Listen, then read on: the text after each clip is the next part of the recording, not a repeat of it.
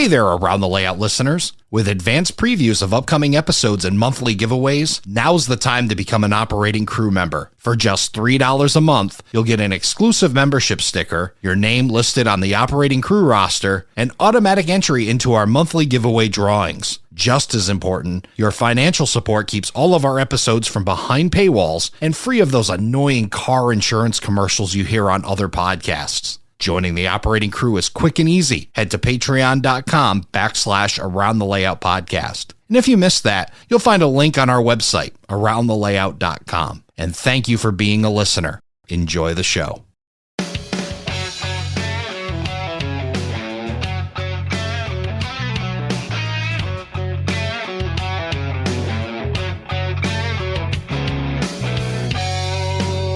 Hello, everybody, and welcome to Around the Layout, where model railroaders come to tell their story. My name is Ray Arnott. So glad you could join us. Joining me tonight, making his return to Around the Layout podcast, William Sampson. William, welcome to the show.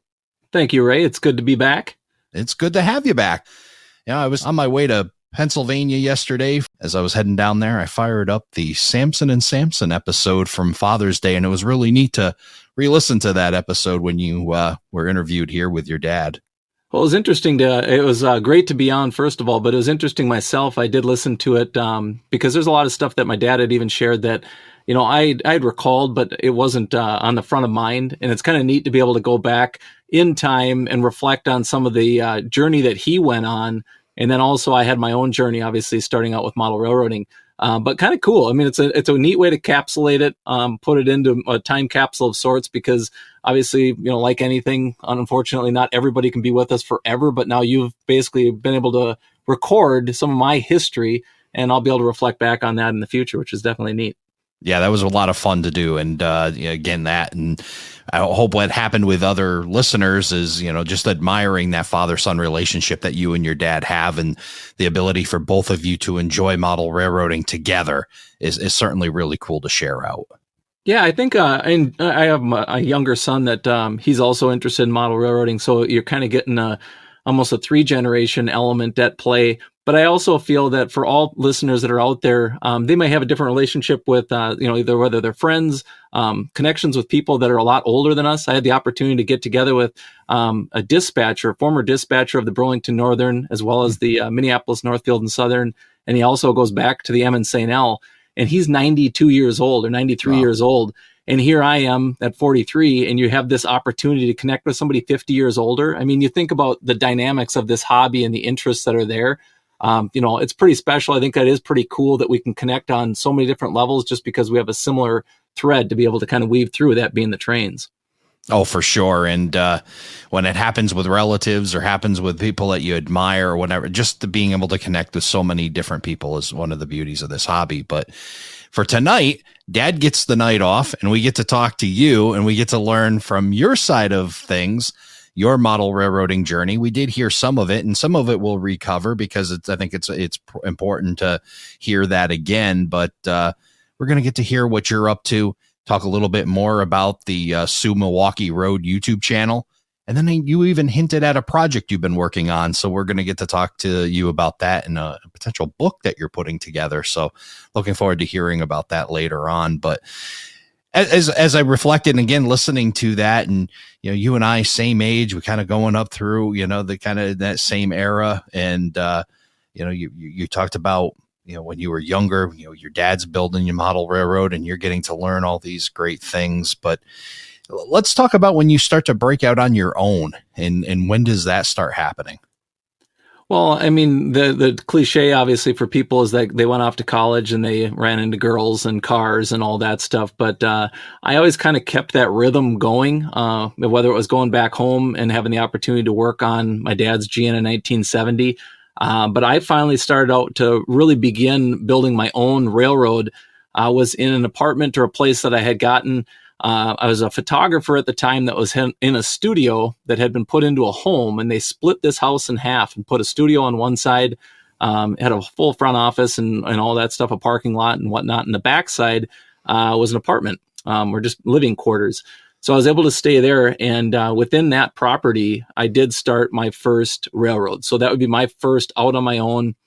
That's away from the Bachmann set that I had previously mentioned in the past. But I started out on basically a shelf, very similar to where I'm currently at, but it was cutting the teeth of, there was a bookcase that went across the top of a fireplace. I thought, here's a great opportunity to do a shallow depth. I can do a yard and then swing kind of into what was a closet and create an L shape that would allow me to be able to have some industries. And this type of structure to me gave me that itch, or feed that itch, if you will, to be able to run trains, to be able to build trains, to be able to go out and have basically a little local that I was running. And it wasn't based on anything. This was really just, I had track, I was buying turnouts, and I was trying to get something together that resembled somewhat of a railroad, but more just the switching element. So that was kind of me deciding I'm going to go out on my own, but no prototypical element was involved in this at all. So 100% freelance, you're just kind of just making a track plan as you go. Were you modeling any particular road? Was there, or was it a mix match? What did you have there? No, I did dial in and actually did pick the SOO line in Milwaukee Road. So that already had kind of had been born. And that does go back to when I was younger. My dad would take us into Shoreham Yard. The merger took place in 1986. And I know as a kid, I remember seeing it, but there's also photos of us as young kids hanging out there, being able to check out the SOO Milwaukee scene, if you will. At Shoreham, to be able to pop in there, it was on a weekend, my dad would swing in, we'd just see what was there.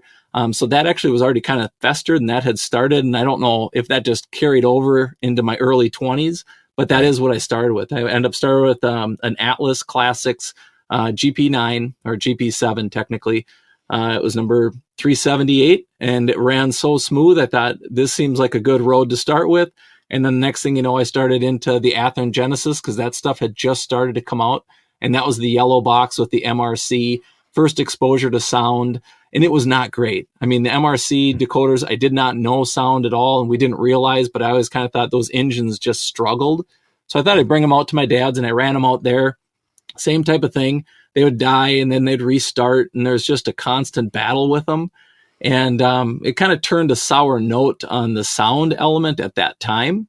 But then you started to see other, technology start to evolve as time went on. I could then upgrade the decoders in those locomotives. They were the first ones that I ever started cutting my teeth on DCC and cut those wires out and start installing that stuff. And when you start diving into that, the electrical side, getting lights to work, I was burning out, the little incandescent bulbs and one after another. And you're going to the, store, buying new little incandescent bulbs, burn those out, figuring out resistors. And It seemed like a rabbit hole, but it was a great opportunity to learn a lot of those things that now I look back on. It's like, I can't believe I did that.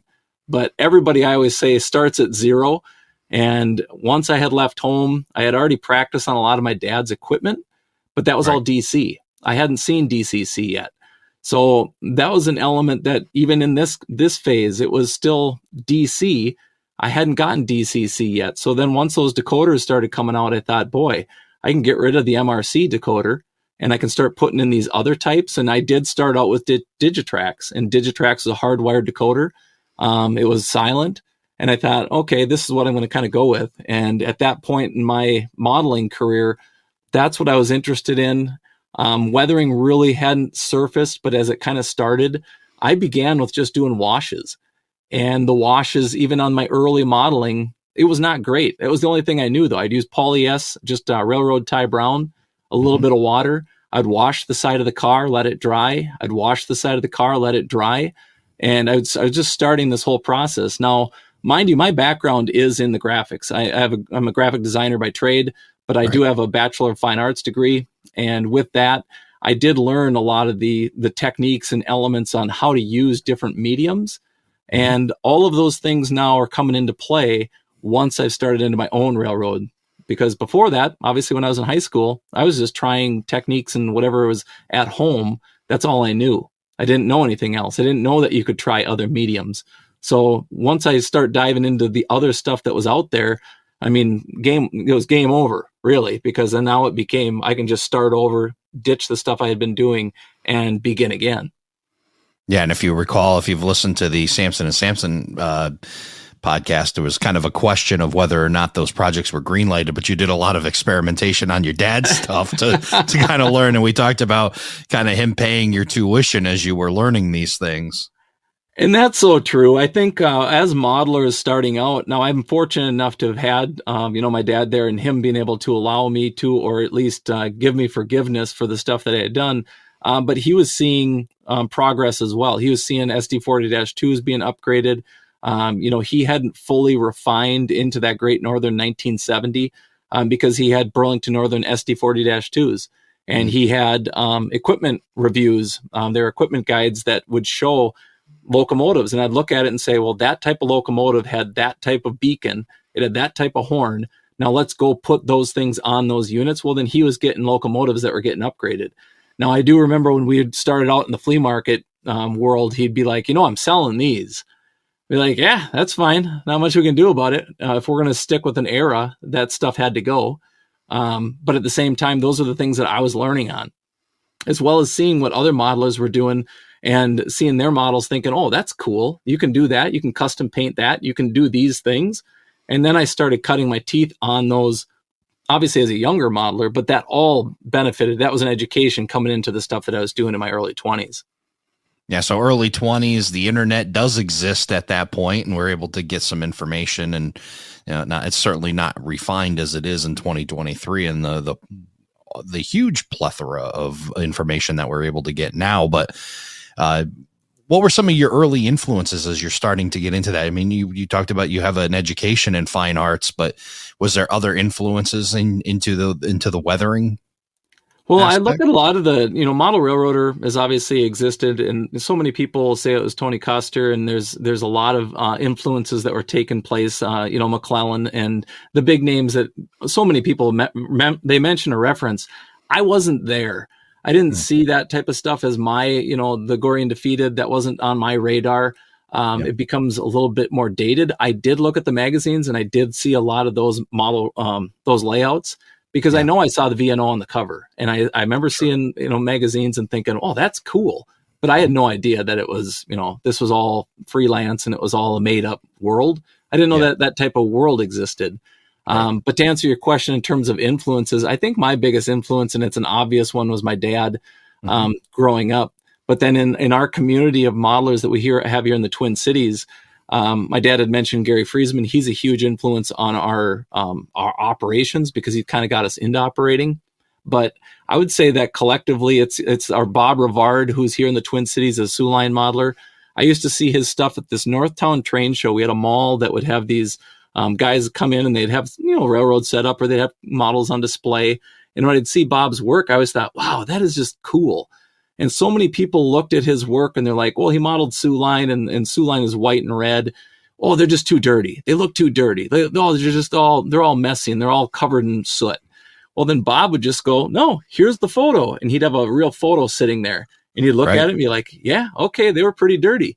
And then now that I've gotten older, as a SOO line modeler, I look back, and there's photos that I look at, and I think, man, they let some of that stuff really go. And we're talking, 80s, the GP30s, the SD40-2s that they had. And then they had an SD39, which was a former M&S unit. I recently acquired an image of it in 1988, and the top of it is straight up black. It's black from the front to the back, and it just looks really, really rough. Now that goes to the Bob Rivard weathering. And I think if I'm going to weather something, I don't want to over weather it. But one thing I did learn from Bob was, he says, if you over weather it, you can always undo it. And he did put an article together, and he says, here's how you can undo it. And it's just something that simple to be able to know that you can rewind. Now, I think just for everybody that's listening, if you're ever weathering stuff, I mean, it's okay to make a mistake, but it's even better if you've made a mistake, you can cover it up. And then when people look at it, they had no idea you made that mistake, because you've exercised your skills so many times that now when you undo something and you redo something, that layer underneath is actually kind of helping you. Right. Yeah. And one of the other things that guys make when you make a mistake, don't tell anybody either, just go, and like you said, then you can cover it up and go with it. You mentioned other SOO modelers, and then you, with yours, you obviously the influence. I think it was Mike Ostertag that told me that SOO and Milwaukee Road don't go together, but they do in your world. And he says that they're like kind of arch rivals. Tell me how Mike Ostertag's wrong, because we always like talking about how. Well, and Mike, we've had this conversation. He's on my side of the fence, and we like the Milwaukee. A lot of times, people that are on the SOO side of the fence, they'll look at it and not like it because the white and red don't mix with orange and black. And the world's, even as employees, I've talked to many SOO and Milwaukee employees, and it's oil and water. The way the SOO people treated Milwaukee guys who kind of screw SOO guys. I mean, there's such a fine line in how a merger takes place that when you're in that kind of the trenches, if you will, I mean, we heard guys that said they would just straight up, they saw a Milwaukee Road unit and they're like, let's banditize it. Well, they would just take the black paint right in front of Milwaukee employees and be rolling over it going, this is what we got to get rid of. We got to get rid of this garbage. Well, little did they know that their poor paint job would remain on those units for 20, 30 years. And after that time had passed, it would wear off and that Milwaukee Road would come back through. So some people could even argue that the Milwaukee Road was, kind of coming up out of the trenches and showing back up to show those people that didn't like them that they were still okay. the Milwaukee Road weathered the storm of the SOO paint jobs. Yeah, that's where I feel I just think a lot of times when you do look at rivaling railroads, just kind of in general, like my personal opinion, when we saw all the merger stuff and I've read about all the history of it, you had the Grand Trunk involved. You had the Chicago Northwestern had a bid in, which was higher than the SOO lines. And then they are looking at, numbers and deciding who's going to merge with who. To me, I kind of look at it and be like, oh, it'd have been cool if Milwaukee would have gone with the Chicago Northwestern. But at the same time, I also think it'd be cool if they would have continued on their own, because there are modelers out there that still do that fantasy if the merge never happened, whether it's Milwaukee or whatever road it might be.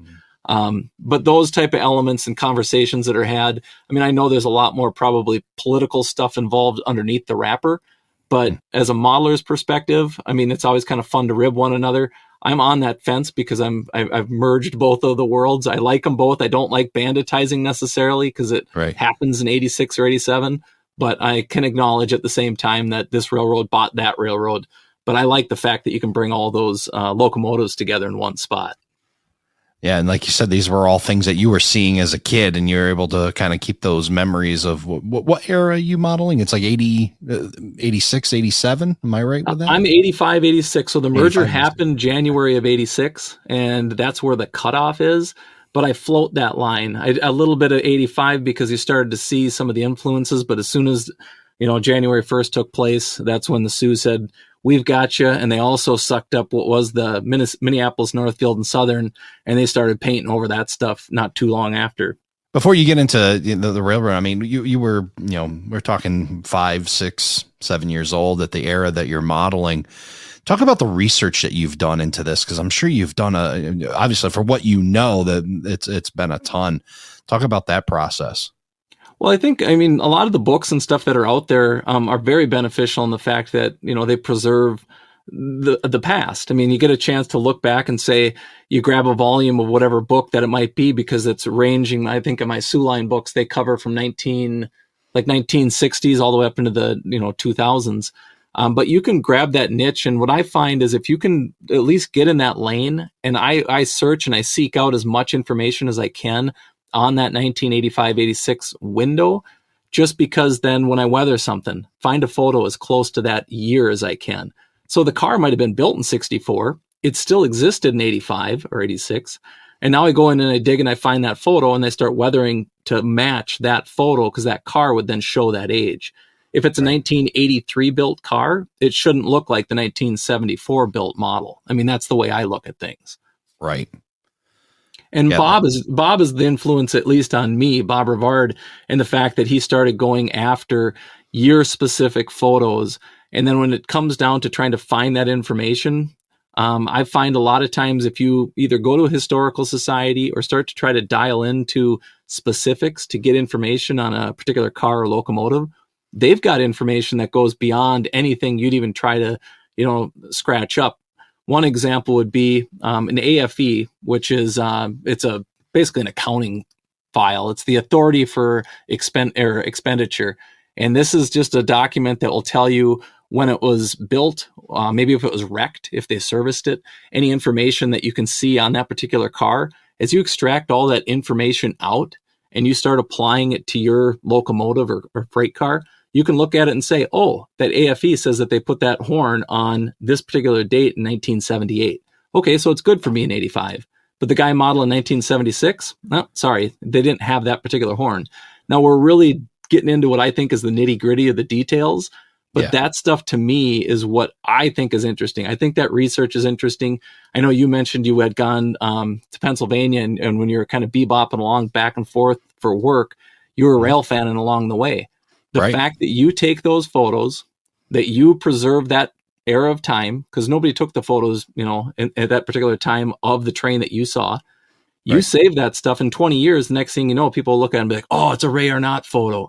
Oh, that's cool. Check it out. Look at the, the cab. This is before they painted it into this new scheme. All that type of stuff comes into play. And I think the biggest resources that I use is obviously railroadpicturearchives.net. That's a big one. Huge and then you're aware of a lot of the photo sites that are out there. But those are invaluable to us just because a lot of the searches allow us now to be able to pinpoint it right down to 85, 86. And I a lot of times will type in the 2 years and just sit and skim and look at freight cars. Look at weathering, look at locomotives, look at cabooses, look at what the condition of stuff is. And that, to me, I think the research is the half the battle, and it's kind of some of the fun. Yeah, and especially when you've hit on a big thing that I enjoy, too, because what I model and between the Providence and Worcester and New England Central Railroad, locomotives are constantly changing. And, I think sometimes we forget that it's also a kind of a business thing where, these are actually, units out there driving revenue, right? It's not just out there for our entertainment. We'd like to think so, but they're not out there just running down the line so we get to watch them. And, when you see a locomotive make a change or something where, I don't remember that horn being on it, but, of course, what may have happened, it got into the shop, horn was hung up or junk. They threw it off. They had one laying around. They throw another one on it. How the heck did this thing end up on it? It's, it's that really neat inside baseball stuff like you talk about, and that rivet counter kind of mentality of getting it accurate to whatever date you're shooting for. And I think it also kind of sets us where when we start to not like change, that's when we start to stamp our layout and say, okay, that's it. We're done. But I feel like that's also where you start to kind of advance your skill. I think our skill levels all start at maybe an elementary level is the wrong way to phrase it, but you start out, even as an artist, you start out with just the finger paints as a kid. Those finger paints might be, your Bachmann, your Tycho, those type of models that you're kind of cutting your teeth on. And then as you evolve and as you start to get into that rivet counter or that super detailed, the one that's doing the finger painting is probably looking at the one that's, maybe using the oils and going, oh boy, they're a little bit up in the air. Maybe the fumes have gotten to that guy because he seems a little bit too into some of those details. But to even speak to one of your kind of comments about that type of freight car and modification to it, I just want to give one example is the M&S, so the Minneapolis, Northfield, and Southern, they had a bunch of 40-foot boxcars. They're nearing the end of their life. They decided, you know what? Let's sell these off. They sold 165 of those boxcars to the Evans Company, who makes boxcars. They sold those ones off, and then a year later, they bought 100 new freight cars from Evans that were made out of the boxcars that they sold. Evans had cut them in half. They stretched them into 50 foots and turned them into a new 49,000 series boxcar, painted up into the blue that the M&S wears, and sold them back to them. So at the time you sell off, 165 cars, and then you come back around and you basically bought back that steel that you had just sold. But it became a new freight car fleet because that car manufacturer said, hey, let's cut these in half, let's stretch them out, and let's repurpose them. So those type of things, to me, I never knew that. I didn't know that was a thing. And then you start digging into that research. And like you said, Ray, you get into a rabbit hole, you start digging so deep. And, after a while, nobody sees you because that hole has been dug so deep, it's above your head. Yeah, but they're fun holes to fall down. I mean, I think part learning about learning about railroading in general is like, I don't want to say half, but a significant amount of the hobby, which is, just understanding it's not just, putting cars on a track, and the more the more the simulation feels real, because now you know so much about it and the backstory and all this information. It just makes it that much more enjoyable. I totally agree. I think that's where so much of my interest, at least in the hobby, has really evolved. So as I came out of those early 20s and I started to get into, my late 20s, even into my early 30s, I started looking at this stuff in a little different light. And the fact that, like, if I'm going to buy freight cars, I'm buying freight cars specifically for a purpose. And then I start looking at the freight car and I think, okay, well, these ones, might have been hauling pellets, the plastic pellets. I start to see pictures of the car and I'm thinking, okay, why is this car on this line? Oh, it's servicing that industry. Okay, I don't have that industry on my line, but those pellet cars are allowed. So Scale Trains announces that they're going to do these pellet cars. And I'm thinking, oh, well, it'd be neat if they did them in Norchem. Well, there it is. It's in Norchem paint. Now I'm sitting there going, well, I got to get a couple of those just to mix into that train. And I know where it's going. Most people look at it and they're going to look at it and just see it as a hopper. But I know it's got plastic pellets in it. This is some of the type of things that you start to look at in your research world. And in that research, that train that you start to build is actually delivering places that in your mind, you know where they're going. You know they're going to whatever city it might be, Randolph or Northfield or whatever location is going to be receiving that car. And that's telling that story. And to me, I think that's what's neat. And I have a lot of conversations with people about, and these are non-railroad people, when they ask, how do you find interest in this playing with trains? I says, well, think of it like 3D art. If you look at a painting that's on a wall that somebody painted, they took the time and effort to create that image and create that picture. This is 3D art. This is something that you can actually interact with. Now, absolutely. I've weathered these. I've custom painted these. I've decaled these. I've sat down and done graphics on the computer that I send off to, whether it's Circus City or Bill Brillinger. I send them off to those guys. Those guys print them for me. They send them back to me. I apply it to a car. I put it now on this railroad. That car doesn't exist anywhere else but right here. To me, pretty cool. And to have that opportunity to be able to do that type of stuff, I think it's an expression. And there are more people in this hobby that are phenomenal artists that don't consider themselves artists, period. They are.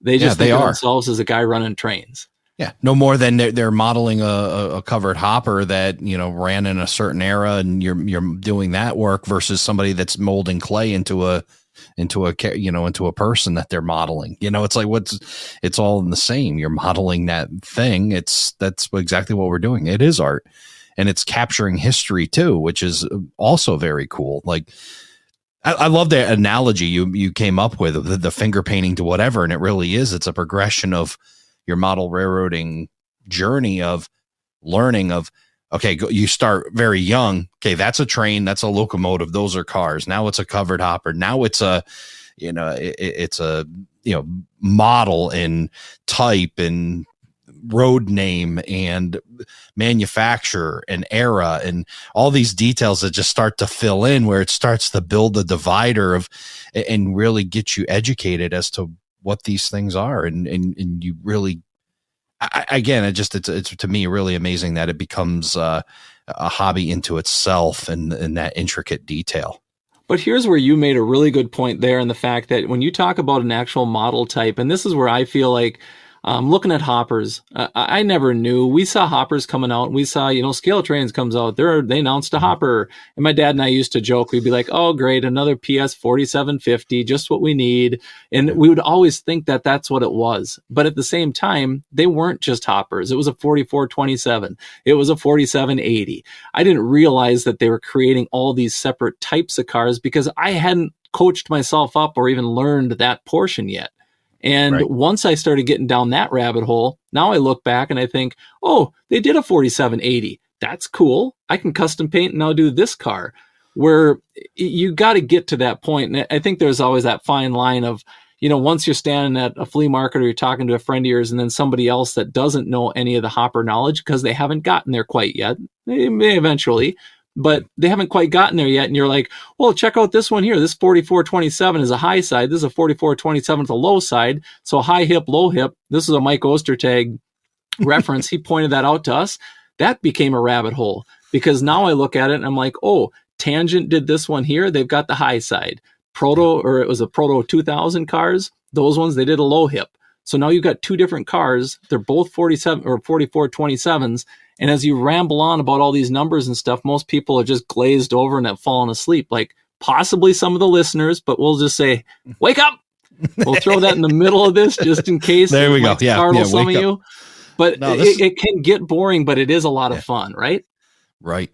Yeah. And then, you talk about your graphic background too. Some of the things I start like different fonts, different, you start to see different logo changes. You start to see all these things that really, then it's like waking up to a whole new side of the hobby and then a whole new level of rivet counting.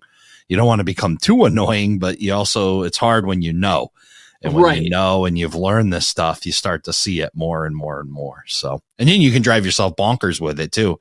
And then, every once in a while, you just got to let a few things go too, because it gets tough. We've had conversations, whether it was Scott Thornton or Bill Brillinger. Scott's a great graphic designer as well. And he's even kind of pointed stuff out that once we see it, and as a graphic designer, we have to see it before it goes out into the public.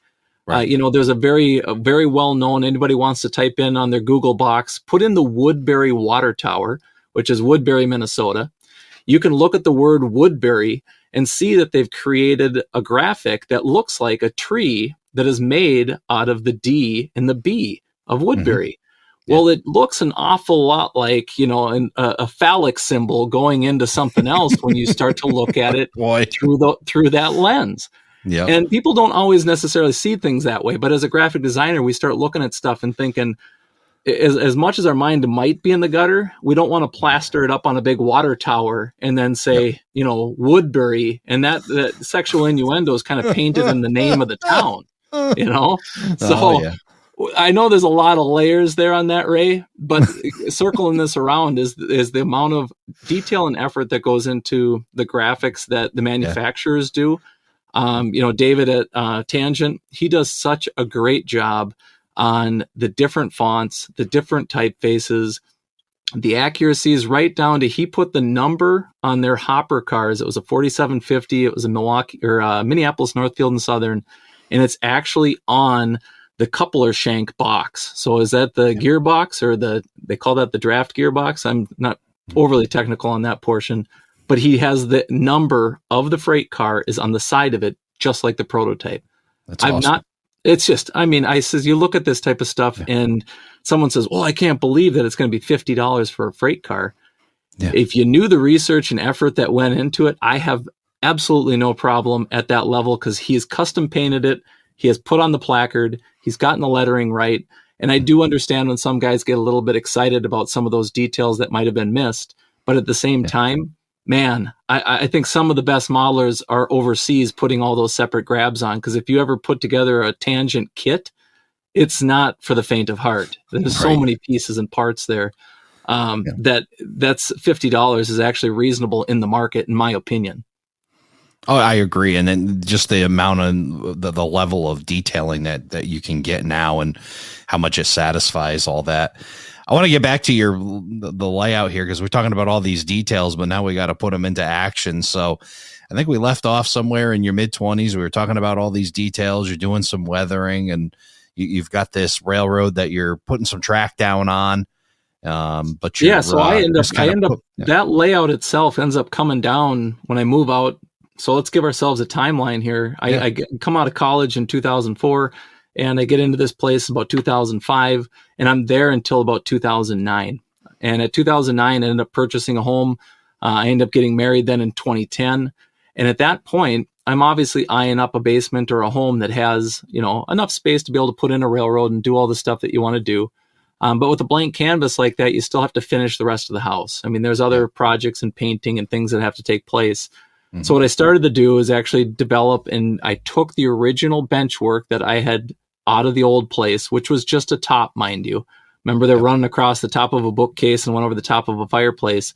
Right. That was really kind of just a 14-inch deep by about 15 feet long in a couple of sections. I take those two pieces and I decide, well, I can modify these. So I take them all apart. I still use the homosote and the plywood. And then I use the 1x material that was underneath, and I reframe up a new L shape. And I'm thinking, okay, I'm going to do this little L shape in this room. We'll do a guest room. I've got these pieces. They're already cut. I cut a corner piece out. And I think, all right, I'm not that far away from putting this portion of the railroad that most people know today as the Hiawatha Elevated District. Those two pieces go on a shelf. And they sat on a shelf and sat on a shelf. And then I thought to myself, you know what? I can still lay the track on this thing. I don't have to put it in yet because I haven't have the walls up yet in the basement. I'm going to lay track on it. So I lay track on it and I think, okay, well, it's good enough for now. And I think, well, I can add servos on this thing. I can power this thing up and get it a little bit further along the line. So I do that and I do it on both of the pieces. And I think, okay, well, now I'm pretty close. Mm-hmm. Now, if we fast forward through time, I am working with my dad's railroad. We're putting in signals and we're doing some of that stuff.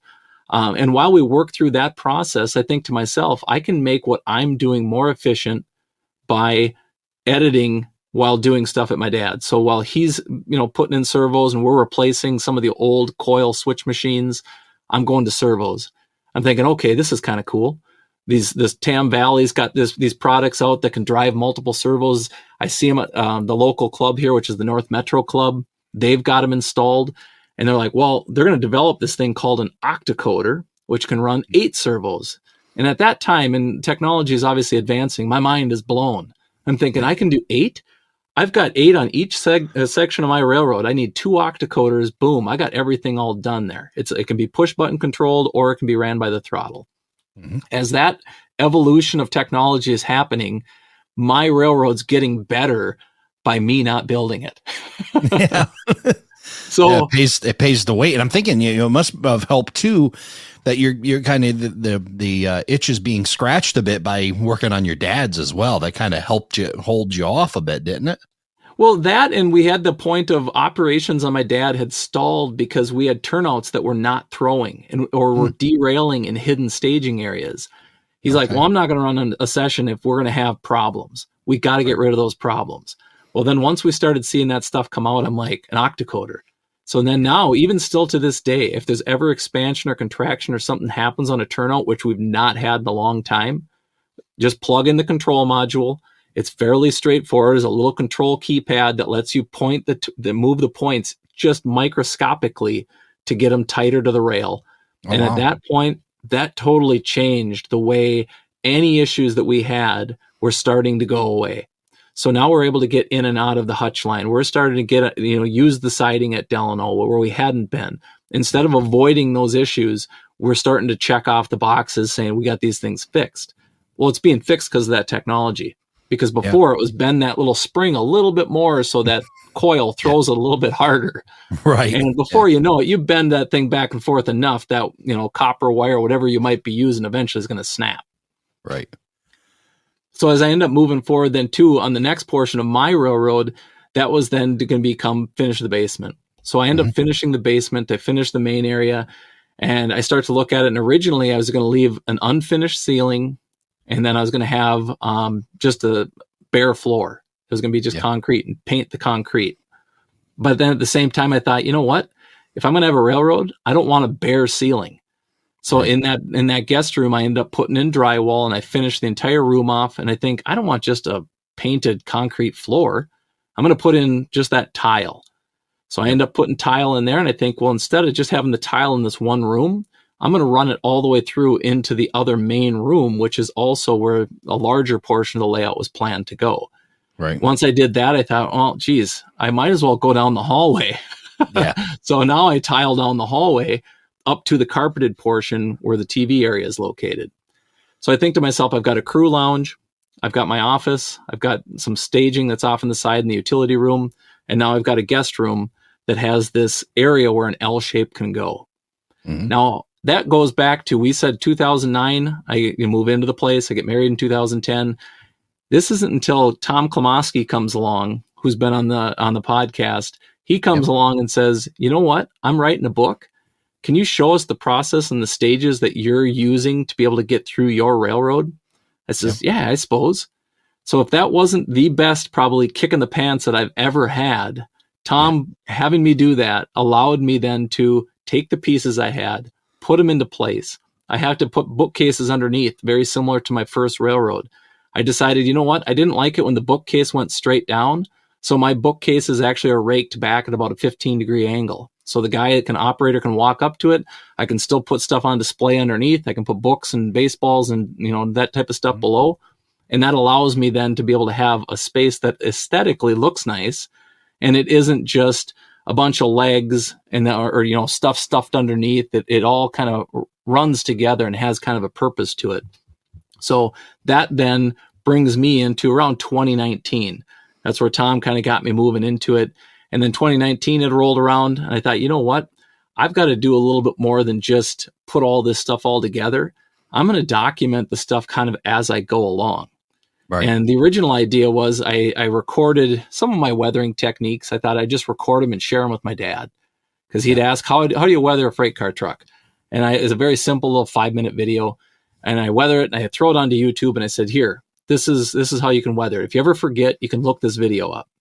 So he says, okay, well, great. Well, then I said, okay, well, here's how you put in a decoder. Here's how you modify this. And I just put it on my own private YouTube channel. And after a few of those had gone by, I had other guys that we'd run into at shows, and I'd say, well, I'd put some of these on YouTube. Here, just watch this link. And they said, oh, that's neat. And then they shared it with somebody, and that person shared it with somebody. The next thing you know, this video has, had a few hundred views. I think, oh, that's kind of neat. And other people had kind of come along and says, you should do is give us updates on your railroad. I says, all right, I'll show you some updates on the railroad. So I started doing updates on the railroad, and I start recording those. And then I put those online. And long story short, obviously where we're at now, I end up putting enough videos together that I put them all out onto YouTube. And once I put them onto YouTube, it gives opportunity for other people then to see kind of the progress of somebody starting out their railroad and kind of see that journey as I go along. Because I showed mistakes. I showed stuff that, if I weathered something and something didn't come out right, this is what I did to fix it. Because I know I'm not alone. I mean, we all make mistakes, right? Right. Every once in a while. Yeah. Like almost all the time. That's right, Ray. But you're just not telling people. That's why. The editing is always good, right? But no, I mean, one thing that's really great. We're talking about SOO the Milwaukee Road, your YouTube channel, 129 videos available on there. What I really enjoy about your videos, and this is stuff I've watched them well before I got to meet you and had you on the podcast, just your humorous approach is just so much fun. It's not just straight up, this is my railroad. You plug a whole lot of creativity into these videos. And I think a lot of that comes from, going back to, let's rewind all the way back when I was a kid. And I think to myself, what I enjoyed was always laughing. My dad is actually quite the comedic guy. I probably laugh more hanging out with my dad than most people. Even if we're having a good time, with a group of friends, I find myself laughing a lot harder at a lot of the stuff my dad says, because a lot of our humor parallels one another. Right. And I even think of it a little bit in regards to like movies. It was The Three Amigos. It was The Jerk. It was, Trains, Planes, and Automobiles.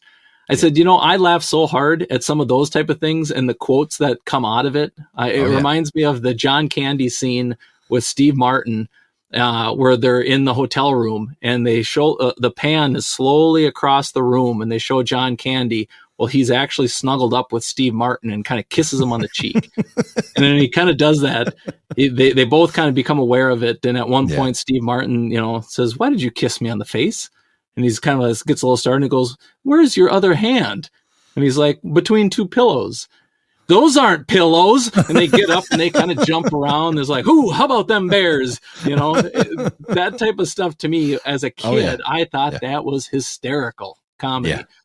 And I grew up then obviously watching The Three Amigos and that type of stuff. Then it does trickle down to a lot of the videos that I've done. So the stuff that I do, it arcs back to a lot of 80s comedy, right? Which fall into, and I don't know if your background or your comedy's in that same lane, but that's where so much of my comedy comes from, is because of that type of comedy that I watched as a kid. Yeah. And that's probably why I enjoy it so much, because my era was, for me, it was like Naked Gun and the airplane movies. And then watching them so many times that you can kind of basically just run through entire scenes and quote it line for line. And and then of course you mix in some of the more modern stuff too, the Office references and some Michael Scott stuff in there. And then you got your affinity for Seinfeld as well. So yeah, it's just that's what makes it fun. Just the humor. It's a hobby that you could take, almost too seriously at times, like with the earlier conversation we had about rivet counting and getting things exact, but ultimately mixing in real life and and humor and comedy into all this just makes it all that much more enjoyable. Well, and that's I think too. A lot of times, like you said, if you rehearsed it and you remember stuff well enough, I mean, we could be at a flea market and you're walking along and you're like, I can use this caboose. I just need this caboose and this boxcar and this locomotive. That's all I need. And this boxcar. That's all. And this remote control, like those type of. I mean, it's a jerk spin-off type of thing. But those are the type of things that, to me, having fun with it. I always think too is that you can't take this thing too serious, because at the end of the day, it is about having fun. And like I said, I laugh so much, I think, with my dad, just because we both are on a similar wavelength in regards to what comedy is. Right. My dad said at a very young age, he goes, nobody has ever not laughed at a fart joke. I mean, if it is dead silent in a church and somebody lets one off, there is going to be a chuckle. There's just going to be. And in that, to me, I'm not saying that you need to fire them off, but even if you're at a flea market, there's not always the most pleasant of scents. And at that time, you can look at it and be like, was that you? No, that wasn't me.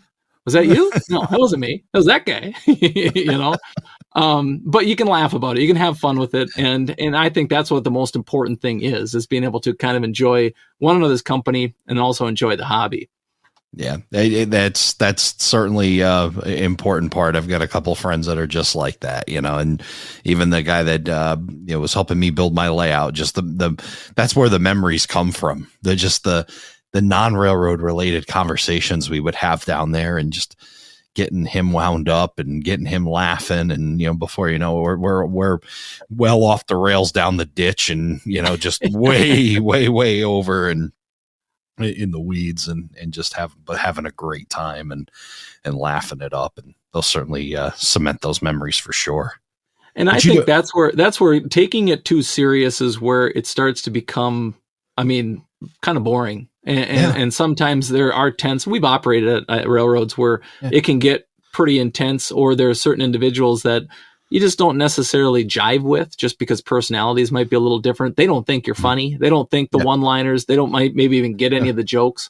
One of the things we used to do when we used to go on layout tours is we would always look at different scenes that if something fell over, and there's just things happen. Things happen on people's railroads. This is not a knock on the modeler, but to us, we would just get a little play-by-play, like, how did that happen? That lady came out of that, that bar or that grocery store a little too hot. She's laying on her side and about to get run over by a 69 vet. Yeah, that's right. Yeah. It's so much fun. It really is, Ed, when you can mix the humor in and scenes on your layout where you can kind of have some laughs with. And whenever you can mix it in, and you've done a phenomenal job here with the SOO Milwaukee Road of mixing in a lot of great comedy and some fun things. You're throwing your voice, putting the characters in there. You've done an excellent job of providing information and entertainment all into one.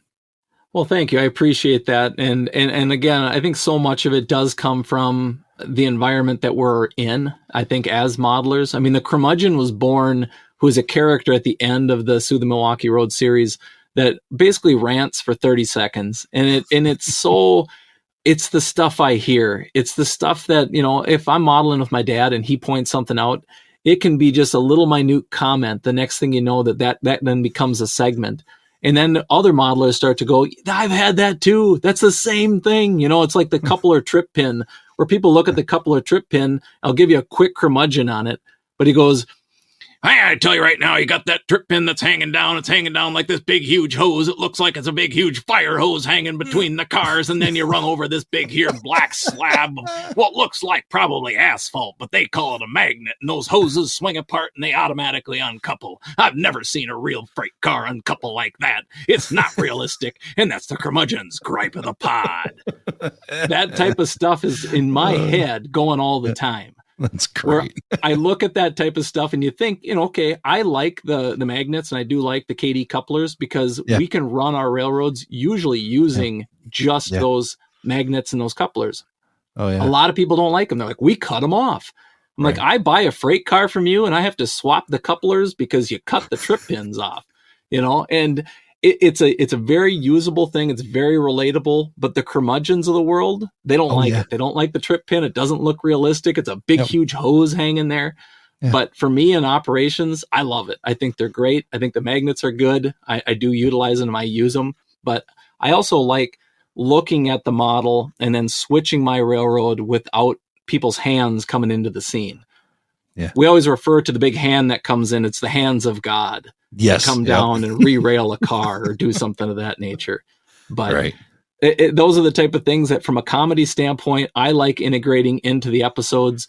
And I know at the end of the series, so I did end the SOO Milwaukee Road series itself.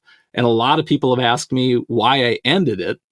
And we're just going to pivot just a little bit on why I ended it, but also let you know that there is more coming. So that series itself that I'm covering my railroad, I will continue to do it, but I'm going to do it in a little bit different fashion because the production that went into every episode that was put out, for every minute you watched on YouTube, it would take me about an hour of creation time.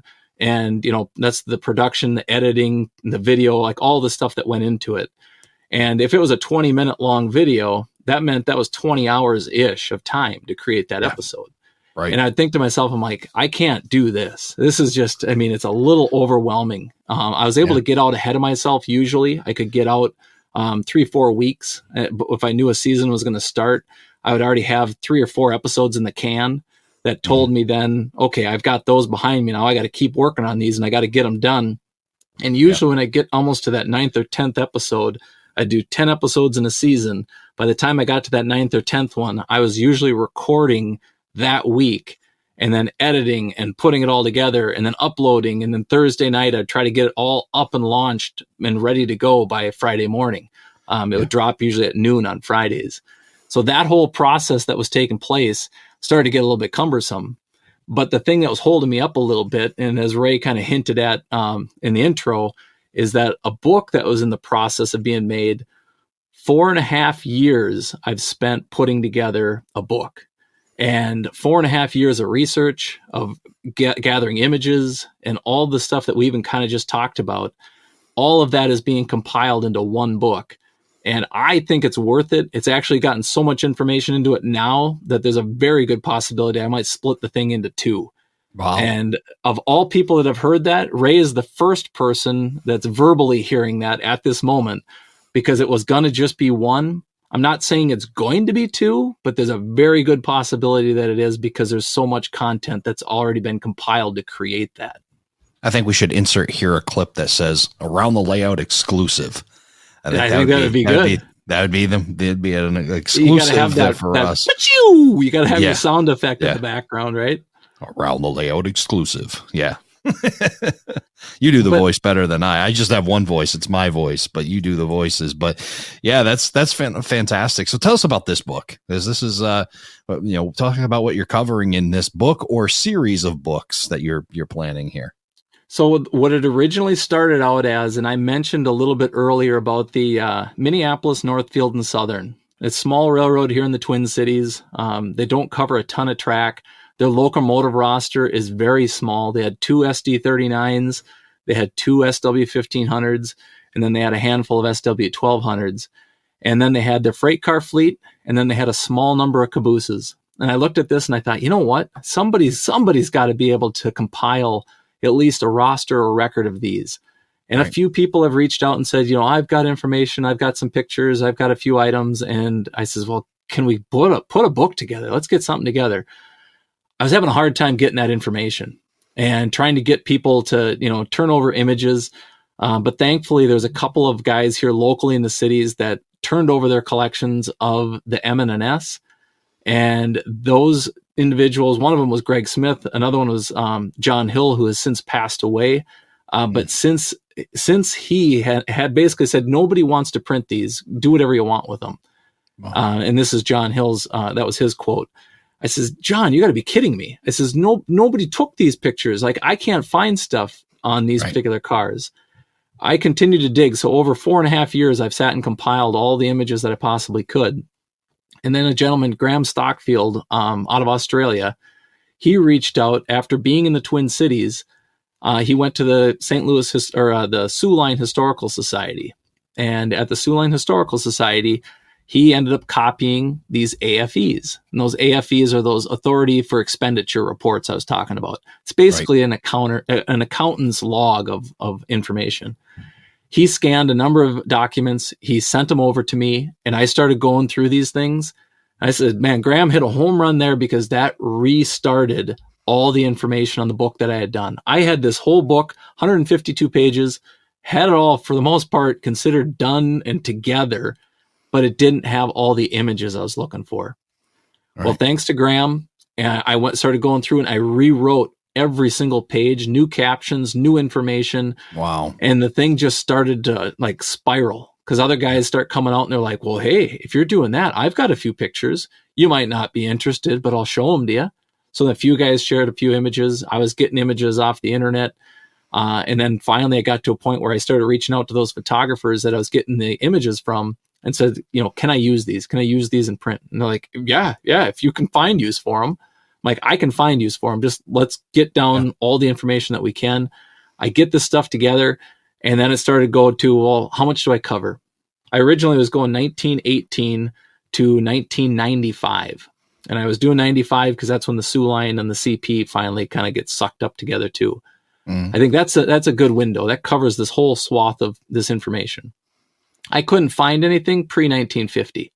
It just didn't exist. I couldn't find it. Right. I drive out to Appleton, Wisconsin, where the SOO Line Historical Society is, and I say, hey, I'm doing this book. Here's some proof. Here's a proof that I'm doing. I want to try to find more information on this railroad. They have me walk over, and they're like, come over here and look at this. They basically had 6 bankers' boxes that were full of those AFEs that Graham had sent me a few of. Walk over to another filing cabinet, said, these are all full of M&S information. Come on over here. These slides are all M&S. And then this book or binder, it's full of M&S as well. So just let us know what you need. I'll just leave you be. And Emery ends up walking away, and he goes into his office. I pull out one box. I pull out one folder. I scan over 1,000 documents in the course of 12 hours. Wow. And I get more information than I can possibly think of in that time. Wow. It covered steam. It covered freight cars. It covered maintenance of way. It covered right of way. It covered locomotives. It got to a point where I thought, oh boy, I got more than a book here. And that's where I started to go through this information now and thought, boy, I could very well just go locomotives and freight cars. I'm at the point right now having that conversation of, do I split it up or do I try to cram all this into one?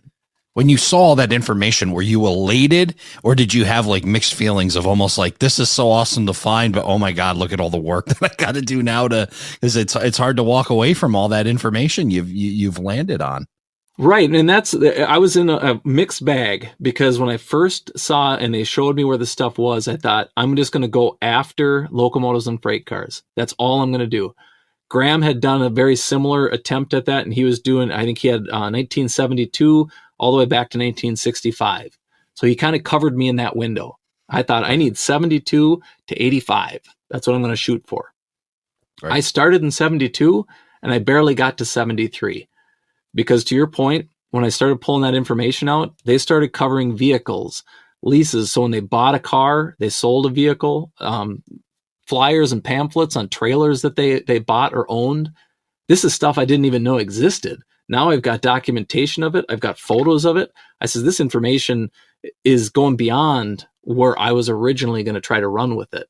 So to answer your question on that, Ray, I think a lot of it became, I got to take a step back.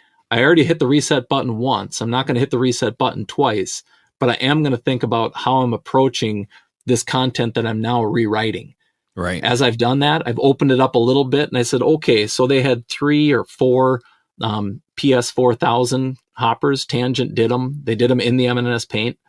I looked at that and said, that's cool. I can do a page on that.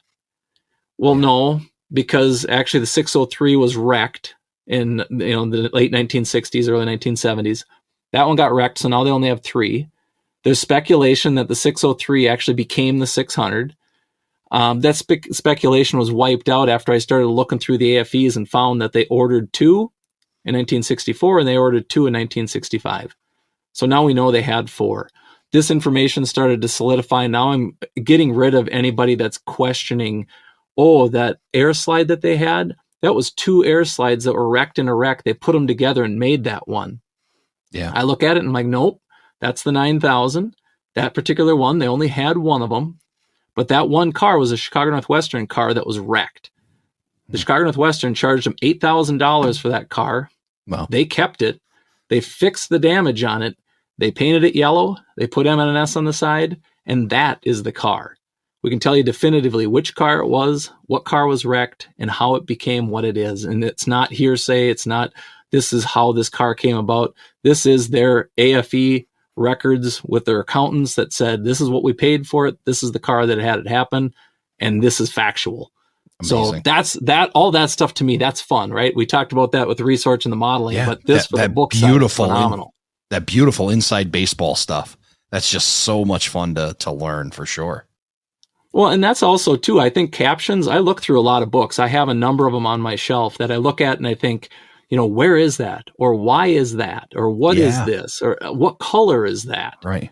Well, you start looking at those things and I feel like a lot of those questions weren't answered. Well, this is being written in such a way that says, this is what color it was. This is the lettering that was used. And when we talked about a graphic design eye, the M&S, I've already logged over 12 different diamonds, and there's at least 9 different M&S lettering that were used on their freight cars, cabooses, and locomotives. So people look at it and they say, well, Athearn puts out a caboose or Athearn puts out a locomotive. And then they say, well, that's not right, or that's not right, or that's not right. There's so many little tiny things that they have to try to do to try to get all those things right. They might have a handful of M&S diamonds, but I've gone through and I've vectorized and created every single diamond that they had. So now I'm printing out the ones that were used off of the freight car, and I've got it to the point that it is the right lettering. It is the right stencil. Wow. It is the right size. And it shows that on one freight car, I'm just going to give you the 40-foot freight car as an example. One freight car had 3 different heralds in a 10-year period. Right. And it's the same freight car. And you look at it like, oh, wow, it was built in 1953, and then it was repainted in 1968, and then it was wrecked in 1972. Well, guess what? It went from brown with a regular stencil to a big one with a larger stencil to then a blue one that had a red diamond, and it's all the same car. But all that information that I'm able to find and you can extract it and put into it, it's a modeler's dream, because this type of railroad, just one example of a photo that I was looking for an auto box that they had. I'm looking at a building in the background, can't identify it. As I look in the background, I'm like, that building looks familiar, but I can't pinpoint it. Now, mind you, Minneapolis, Northfield, and Southern, small railroad, where do these cars go? Well, General Motors. They're the ones that commissioned. They had 3 cars that they would use or lease from the M&S. This car, turns out, it was down in Texas. The building in the background, it showed up when I was watching a show online called Gas Monkey Garage. It pops up in their little intro video. It was Dallas, Texas, that video. I zoom into Google Earth, find that building, find where the photographer shot it from, and now it's a little market with a little restaurant and all this other stuff. You can't even identify that trains were there. Yeah. But that's the type of stuff that you're looking at history. To me, I think it's interesting. Oh, yeah. Other modelers, if they read this type of book cover to cover, they might have a totally different outlook on the M&S, as well as they can have an M&S car if they're modeling down in Texas. If they're out on the West Coast, they had cars that were destined just to be out on the West Coast. They had cars for General Mills that were just out on the East Coast. This little railroad was buying cars and then actually assigning them to industries around the country, whether it was General Motors, whether it was a plywood company out in Portland, or if it was going to be General Mills out east. Wow. They're out there and they're seen bouncing around the entire country because guess what? Everybody gets cereal. Those cars go all over the place. Everybody gets plywood. Wherever it was ordered from, it comes back. It goes to wherever it's got to go, and it goes back to that industry. So that type of stuff, to me, I think it's fascinating. I think it's interesting. It's a rabbit hole I went in, and that's what slowed up a lot of my video progress, is because I was working on a lot of this research. But at the end of the day, I think that type of stuff is what makes the hobby interesting. And when the hobby's interesting, it's fun for the person that's doing it, and then maybe boring to the person that's either listening to the story that's being told. But it also at the same time might be fascinating to that person that goes, hey, I can have an M&S car on my railroad because, I have a plywood industry. That plywood industry is coming out of Portland, Oregon. It comes to your little spot on your railroad, and then it goes back to wherever it's got to go, back to Portland. Or perhaps it inspires you to do it for your own railroad. I mean, I remember going through photos with Don Iris for the Providence and Worcester, and the noses of each locomotive, either B39s or B40s, and looking at every single one, there was differences in the location of the logo to the nose. They have P&W uses this kind of like notched down striping on the nose. Some of them are up high, some are down in the notch, some are, and then you look at the back, and then the wide cabs have these points on them that don't go anywhere else. And I would always wondered, like, why? Like, why was this one different from that one? Why, was it, oops, we're going to call up this, of course, these are, we're in the era of vinyl now. It's like, whoops, those guys closed, or I can't get a hold of them, but we want to get this thing done. Let's call the next guy. Do you have a logo? No, but I got one on a business card. Can you use that? And they're redrawing something totally different from the next guy. You just wonder what all these backstories are. And to me, that's fascinating because, I'm kind of like a closeted, very amateur graphic design kind of person. And I think about all these things that are possibly happening in the channel that are causing this logo to be slightly different from that one, the slightly different from this, or placement. This guy decided, it'll look better up here. Or I think it goes up here and just puts it wherever he wants. And next thing you know, it's all the differences that you and I and others are noticing about about these things. Well, and like you look at a lot of those type of things, and this is where I feel like if you're putting on any reporting marks, don't feel bad if it's crooked. I'm not saying it just because don't put it on crooked intentionally, but even the M&S, the stencils that would get put on, the big, huge M, for anybody that doesn't know what the typeface looks like, it has a skinny stroke, it has the slope of the M that drops down, that's a fat stroke, it has a skinny stroke going back up to the right, and then it has a fat stroke on the far right. That's the letter M. So skinny, fat, skinny, fat. Yep. This thing would get flipped over and it would be fat, skinny, fat, skinny. The whole M was upside down. It was backwards. So they flipped over that stencil. Yeah, like a mirror of it. Yeah. Yeah. So and it happened, at first I thought it was happened once on the number 11, which is being repainted by the Superior Museum, the Duluth Superior Museum. They've got one of the number 11s and they're going to repaint the unit. Well, the question is, if you're going to paint it in that blue scheme, are you going to flip the M? Because one side, that M is flipped. And if they do, I think they should, because it's telling a story, right? Yeah. This is not the first time it happened on that railroad. It's not the only time it happened, because I found it, and I've found it on over 10 plus cars now that the M has been flipped. Yeah. So it wasn't the guy in the shop, like you said. It was he in a hurry, and he just threw it up there. They taped it or hung it, and then they just sprayed it, and it's like, okay, keep it moving. Yep. Didn't realize that it was backwards, but it happened a lot. On one of their cabooses, you'll see one that it drops every bit of what looks like about a 4-inch drop. The letters M and S are straight up crooked. Yeah. If you look at it, it's the 101 or the 102. I think it's the 102. The actual logo with the big M and an S is crooked. So if you're putting together your custom paint job and you get the whole thing done, if you got it down good, and it's not bubbled, and you've got it really, well set, let it go.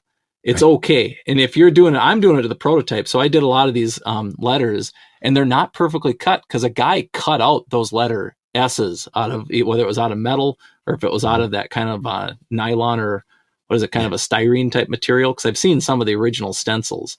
Right. But if they're metal and you're cutting those things, it's not this perfect even line that you expect in a font or a typeface. Yeah. It's a little wavy. It's a little skinnier on the top. It's not quite perfect. So you can do that, at least in your modeling world. If you're putting on your reporting marks, those M, the N, and the S can be a little bit wonky or even flipped over with that M, just because that's what actually happened. Yeah, when mistakes become historic, right? That guy's mistake is now a part of the M&S history. And I think a lot of times, just even in general, as far as us modelers, as we move forward with a lot of the stuff that we do, is letting go of the super, it's got to be perfect. because I've found more and more, the closer you get to a freight car, and even these close-up detail shots, it's not perfect. Paint has ran. There's stuff that was blotched or botched, and you can see that they just took a brush and they painted it and fixed it, and it is not clean. So the idea that we've got these pristine, perfect, can't have a flaw on them is almost a fallacy of sorts, because when you see the things up close, they're not perfect.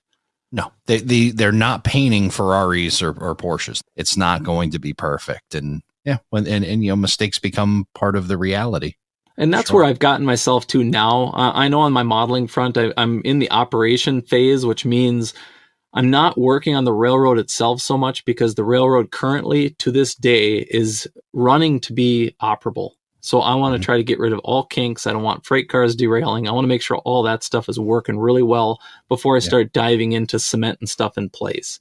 Now, if I'm going to work on a building here or there, I'll probably work on an elevator. And I do plan on documenting how I finish elevators, and how, because I have 2 or 3 of them that are going to be on the railroad. I want to make sure that everything that's functioning in the railroad is going to stay the way it is. I'm not going to change any track work. Have a few guys over. I've had a number of guys come over and run the railroad, but that's where it's at a point now that it's got to go a little while. I'm not going to go 3 weeks and go, yep, we've tested it. It's ready to go. Let's put down ballast, because ballast can become kind of the glue that cements everything in. Yeah. Take your time, be able to go through that whole process. That's where I'm at right now. So I'll probably give it maybe a year beyond right now, even still, to keep exercising it, because we're not getting a ton of people over to run it. But if people are in the cities and they want to come over and run it, I've got it set up. It's sitting there waiting to grab the switch list. And my son was just last weekend. We got another locomotive from another great modeler here, Paul Batowski. He's switching to S scale. So just to give a little homage to those guys that are custom painting stuff. He surprised me last weekend by handing me an Athearn Genesis locomotive painted in his custom scheme. So it's the Minnesota Central and Western. Yep. And I was blown away. And I said, what do I owe you? He's like, nothing. I'm moving to S scale. I don't have any use for it. I'm like, to me, that's an artist handing a painting over, because it has been super detailed. He chopped the nose. It's his paint scheme. He put the air tanks up on top. So there's a lot of detail that took place. So I, as an artist, look at it from an appreciation standpoint and think, dang, this is cool. I mean, this is one of the originals type of thing. That if you have that opportunity, or you do those type of things, to me, it's that almost paying it forward. I know in this case, I'm extremely appreciative of Paul gifting me something of that magnitude. But it is sitting on my rails right now. And last weekend, my son and I sat and ran for almost 2.5 hours, just shoveling cars back and forth. William, my son, had picked up a couple of freight cars, so he had them on the railroad, and we're moving them into industries and stuff. But that opportunity, it made it a cool opportunity for me as a dad to be able to spend. We actually spent more than just 2.5 hours, but 2.5 hours running. My son swapped out couplers on the couple of cars that he got. So there's that skill that he had learned, and he's continuing to apply. He's checking his coupler heights. He's putting it on the railroad. He's running them back and forth to make sure they work. All those things that I had as a kid with my dad is now trickling down to my son having the opportunity to be able to do that. I wouldn't trade it for the world. Extremely grateful for Paul being so kind with what he had offered to me. And we did purchase a few cars from him, and even again at an extremely reasonable price. And by that, I mean, he had an exact rail center beam, $5. Oh boy. It was there. We showed up late. Late, but Paul was kind enough to even say, he goes, there could be some tracking. I couldn't get it to track that well. So that becomes a learning curve for myself as well as my son, if there is an issue with it. But that type of stuff, to me, that's another modeler handing something over to another generation. And I think we can all collectively do that. If we have a freight car or two or a locomotive that maybe is excess in our collection, and there's a young modeler there, now this particular engine is going to stay on our railroad and not be handled by a kid. But it is one of those things that's a memory for me, memory for my son, but then also pays it forward to giving an opportunity to another kid that, down the road, I've handed number boards, freight cars over to, younger modelers saying, hey, here. And they're like, what? I'm like, no, you as a young modeler starting out, these are things that you could, be able to put on display or run on your railroad. Well, it's simply paying it forward for the opportunities that we've been giving by people that have inspired and encouraged us. And I always say in the podcast, the hobby is always better shared. And that also includes, and certainly with the younger generation, getting them involved and sharing them with you. It's an awesome opportunity with your son. My daughters, every once in a while, have a blink of interest in the railroad, from time to time, but it's certainly fun to put a throttle in their hands and let them run a locomotive back and forth and, and tap into their interest. But it's always fun to share that hobby out. And what an awesome opportunity your son's going to have, not only with Dad's layout, but also with Grandpa's layout as well. So he's getting that exposure. So it's just going to give him yet another leg up and get him going in this great hobby. No, that is what it makes it fun. And I think, like I said, I'm going to continue to document the stuff that I've been working on. And with this M&S project, the pivot that's going to take place on the YouTube channel, for people that have asked if I was done making videos completely, the answer to that was no. I will continue to, but I will look at a new series, and the new series, this would be another Around the Layout exclusive, but the new series itself will probably be M&S influenced. So the Minneapolis, Northfield, and Southern. Awesome. The current pilot title is Monkey Nuts. And it's a little inside line with the M&S. Other railroaders used to refer to them as Monkey Nuts. The M&S was kind of like, I don't know what's going on over on that railroad, but it's another monkey nuts in the yard. Well, we'll certainly be looking forward to that and more. And it was great to have you back here on Around the Layout, hear more about your story and the things that you're up to. We'll share all the links to the SOO Milwaukee Road YouTube channel in the show notes. We'll also share that on our Facebook page as well. William, we're going to definitely have to have you back again because there's so much more to talk about with you. Very interesting, the stuff you're doing, and can't wait to hear more about your book as you start to put that together, or books. We'll be looking to see what happens with that. And I think once you get once you're into that, I think that's going to be yet another hobby you're going to start rolling out some more stuff with. So looking forward to catching up with you again here on Around the Layout. Well, thank you, Ray. I appreciate it very much, and look forward to it. If there's anybody that has fallen asleep, you want to rewind, go back to the beginning, and you might need to put it on 0.5 for the speed, because I know I do talk fast. I appreciate it again, Ray. Take care, and we'll look forward to talking to you again soon. Thank you for joining us for this episode of Around the Layout. Learn more about today's show on our Facebook page, facebook.com/Around the Layout. Show your support by becoming an operating crew member at patreon.com/Around the Layout podcast. Past episodes and more can be found on our website, aroundthelayout.com. And send us your feedback, aroundthelayout@gmail.com. Thanks for hanging out with us around the layout.